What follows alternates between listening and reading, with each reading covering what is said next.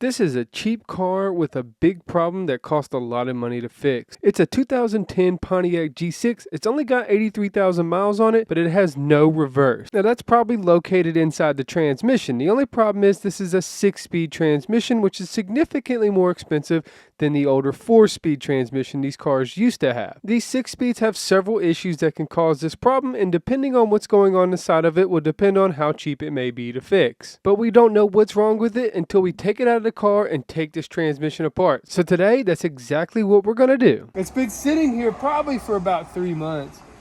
And you know, I've been eager to bring this thing in and fix it. So today I'm just gonna go ahead and bring it in.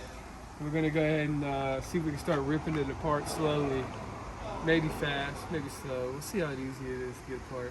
You know, there's a common issue on these things. There's two TSBs, and TSBs are technical service bulletins that are released by GM and other manufacturers that basically tell you how to fix a problem, a common issue with the car that they're finding. Doesn't mean it's free, it just tells the technician how they fix it. And there's 2 TSBs on this thing for no reverse. One of them is a problem inside the transmission with the reverse clutch plate. And then the other one is a problem inside the valve body where the solenoids on these transmissions in the early models, they weren't made so well and they go bad. So I'm not sure which one we're dealing with here, and that's what we're going to be trying to figure out today. Unfortunately, we're going to have to probably pull the transmission all the way out of the vehicle to do that. They drives forward fine, but we put it in reverse. It's moving a little bit, but not much.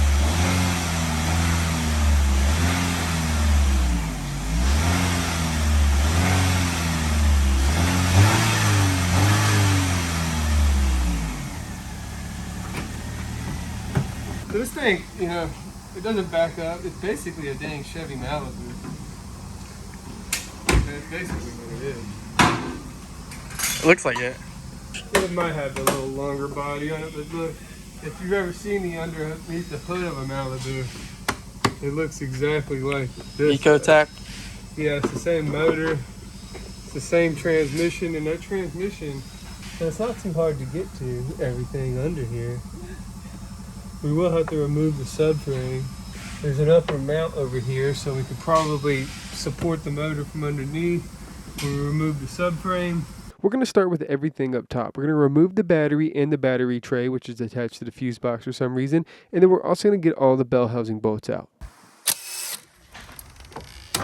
There.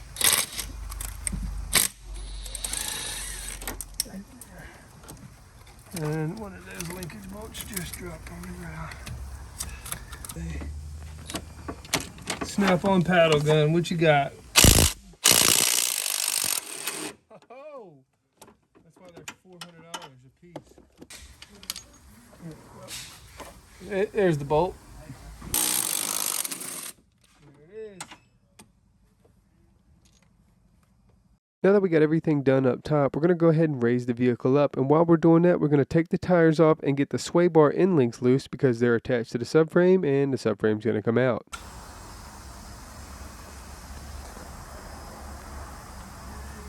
One, two, three. I went right in the bucket. That fluid does not look great.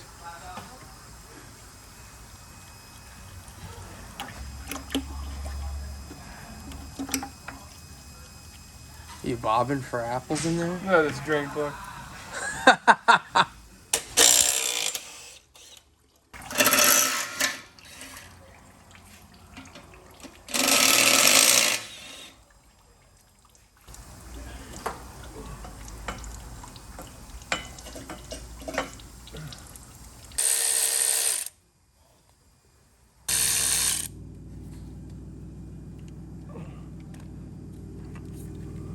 There's a bolt. You didn't believe me. Woo.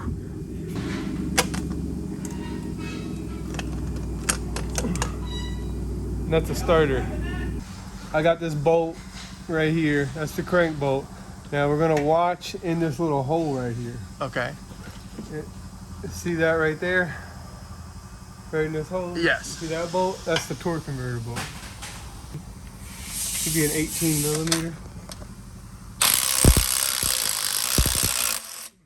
Bam. go past it, you know. There it is right there.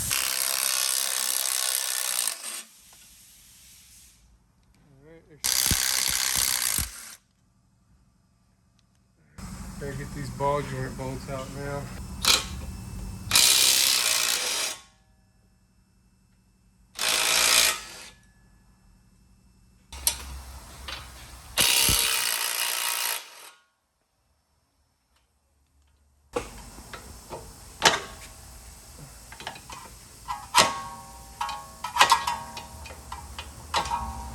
Alright, coming loose.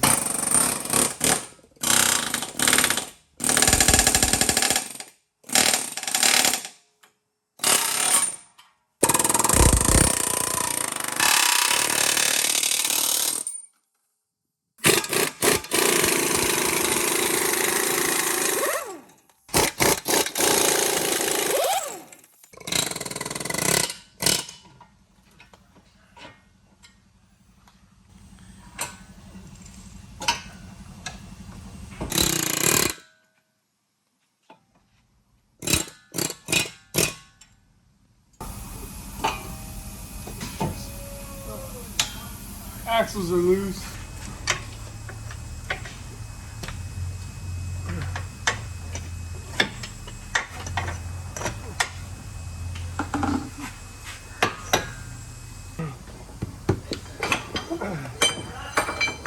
Come on. There we go. This one didn't come out as easy, did it? Whoa. Woo! Now once we disconnect both the bottom mounts, we were ready for this subframe to come out. Only problem was it was the end of the day and it was time for me to leave. So we came back the next day, refreshed, rejuvenated, and ready to take this transmission out and get it all the way apart. Now we're going to get the frame out. And to do that, we need this jack with a piece of wood. This is not really spec to get it out, but this is how we do it. Take a just transmission jack and a piece of wood. We're going to raise it up right here, about on the frame, and we're going to take the bolts loose for the frame, and we're going to lower it out of here. Now the one obstacle we got to get around is this exhaust right here.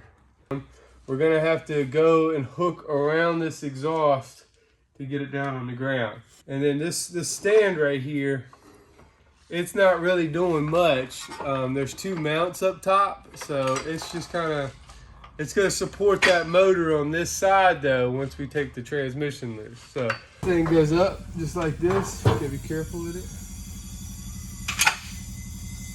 It's a little dangerous, and I might have to use my cameraman's help. So we may go to the wide shot here in a minute.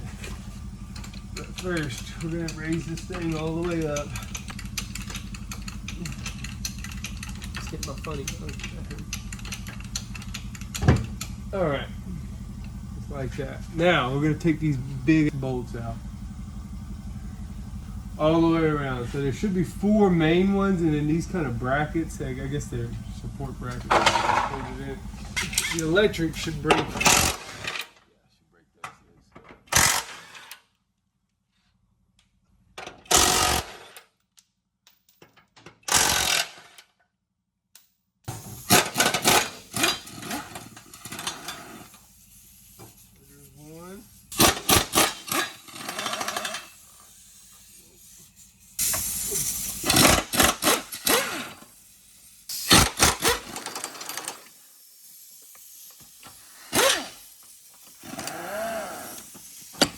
Don't want to come out. Oh man, I saw it move. Oh yeah, it should all move. We got the whole thing free right now. The only problem is getting around this exhaust. Like I said, that's the only obstacle we're up against here. So, What's holding it on? Like I don't.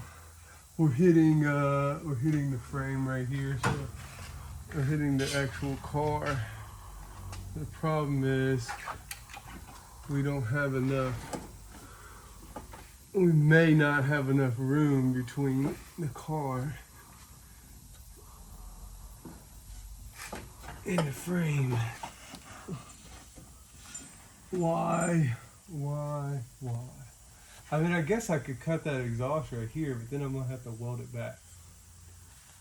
I mean, that's probably going to be the easiest thing to do, rather than fighting with the sway bar. Let's do it. Let's do it!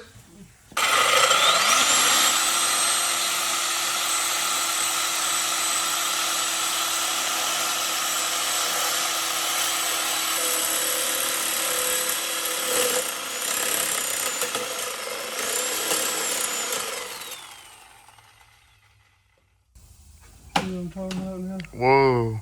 Yeah, that's what I was saying, how this is a little dangerous because sometimes that frame don't balance the easiest. Just get it down.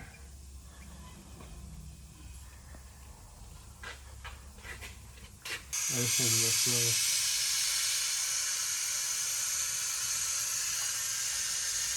slow. All right. Oh. Woo!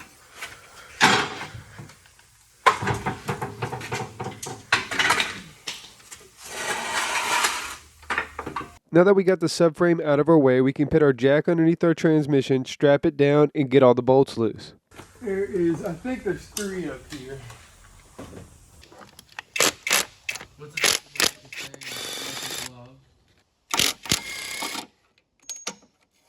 It's raining bolts.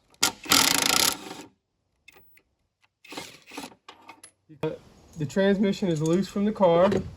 Now we just got to get it loose from the engine now. 1, 2, you can see those. 1 right here, 1 right here.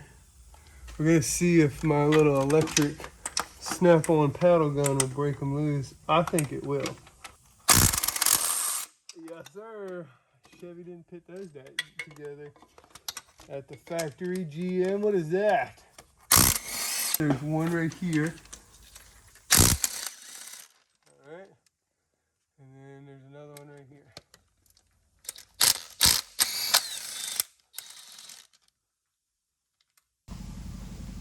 See it break loose right there? Yeah. Now we're loose from the motor. Oh yeah, you can see it move.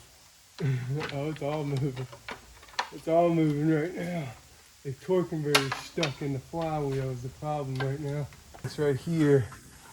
You can see it up in there. That torque converter is stuck in that flywheel. And we're trying to pry it back. The pilot's stuck is what it is. There it goes. It's starting to come out. There it goes. All right, we got it out now. This thing should come right down.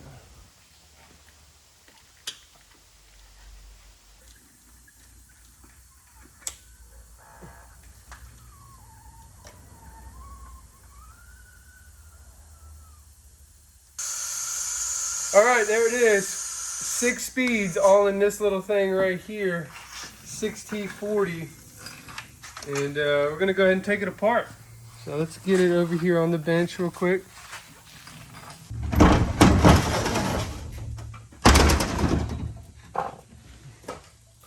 All right, first thing we're gonna do is get this torque converter out. It's kind of a thin torque converter.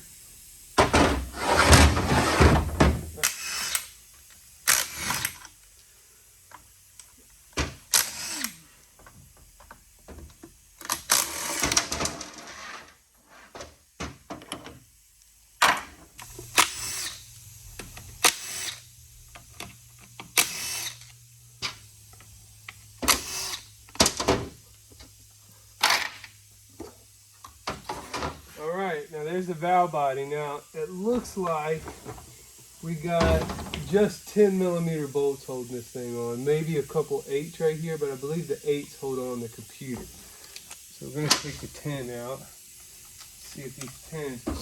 Woo! You can smell that. You can smell it. It smells a little burnt. We also got a little bit of metal going on in here.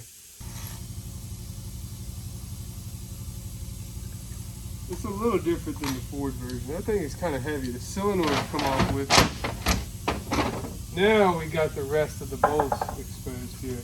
I think this thing slides out. That's just like an oil dam right there.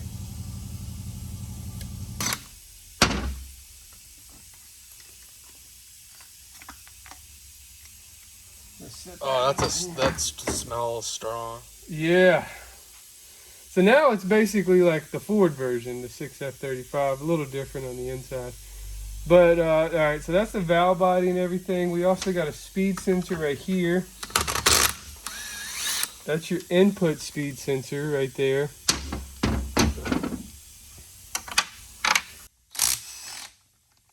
One way down in here.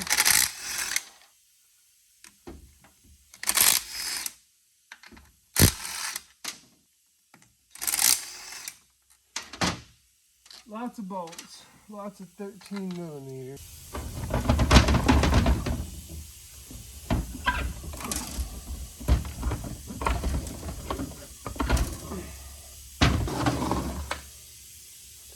There it is.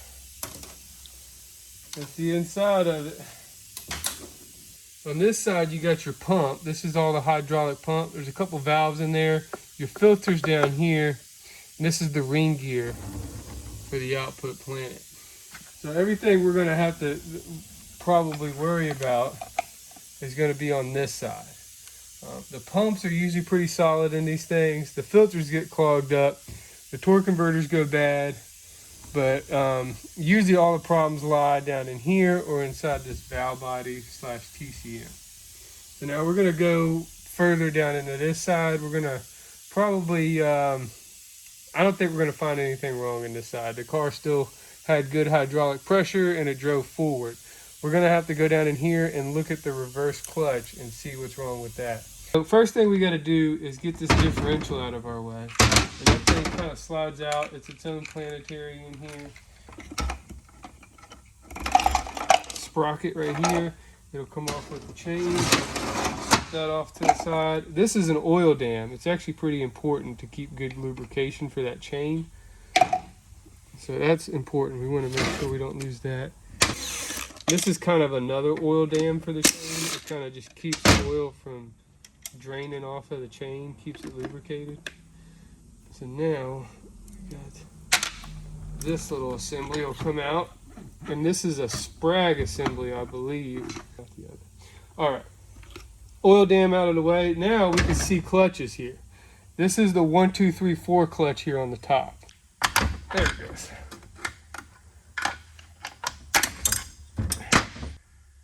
This thing is beveled. You gotta make sure that thing goes back down beveled. So you can see what I mean by beveled right here. That's why it's so hard to get out of there, because it kind of digs into that case. The 1, 2, 3, 4 clutch. It looks fine to me, which I expected it to. It's a little dark, not too bad. One, okay, never mind. This is the Ford Planet right there. It's got all the planetary gears in it. And it's got a bearing right there. It's kind of floating around. Oh, wow. There it is. We can see our problem right there. So that's a snap ring that looks like it's come out of the 3.5 reverse drum. Not to forget here, though, we just took out, this is the 1, 2, 3, 4 clutch piston, and it's also the low reverse clutch piston. It goes two ways. There's one on top, one on bottom. The long prongs go down first. Now, this is a broken snap ring.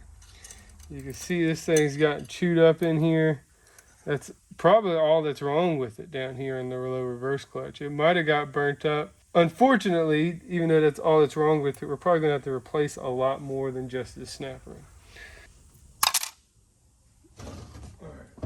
Let me adjust this camera. The low reverse clutch diode / Sprag, it only turns one way. It only enables that low reverse clutch to turn one way. This is 3 clutch packs down here.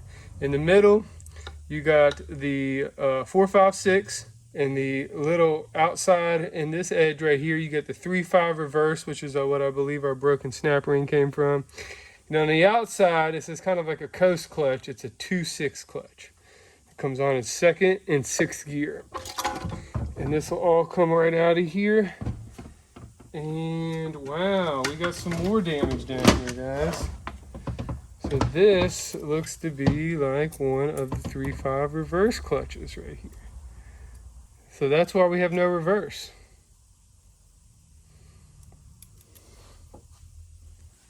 that over there for some more carnage for a second. So that's basically it. All we got left down in there now is a piston. The 2.6 clutch piston sits down in there. And then the support tower will come out as well. I'll probably replace that as well because that thing usually has some problems. There is a bearing down in here. I'm just going to leave that right there. And take this out. It's crazy how one little thing breaking inside this transmission can cause such a big problem like not being able to back up. And it's crazy how one little problem in a car can almost send it to the scrapyard, basically just because it's so hard to fix and so expensive to fix. Now this is a common problem on the GMs, and in fact it was one of the TSBs I was talking about earlier, and some of you may argue that this is going to be an inexpensive fix for me, and it probably will, but I had no idea that that was going to be the case until I took this transmission apart and found the hard evidence for a reverse clutch failure. Now that I have the hard evidence and I know exactly what causes failure, I can buy the parts, put it all back together, and pray and hope that it works. That will all be in my next video, so be sure to subscribe to this channel so you do not miss any of it. You can also follow me on Instagram and Facebook where I post weekly content about the day-to-day things that I do. Thanks for watching, and whatever you do, however you do it, make sure you work hard, make sure you play hard, and most importantly, make sure you stay dirty. You can just call me Eddie.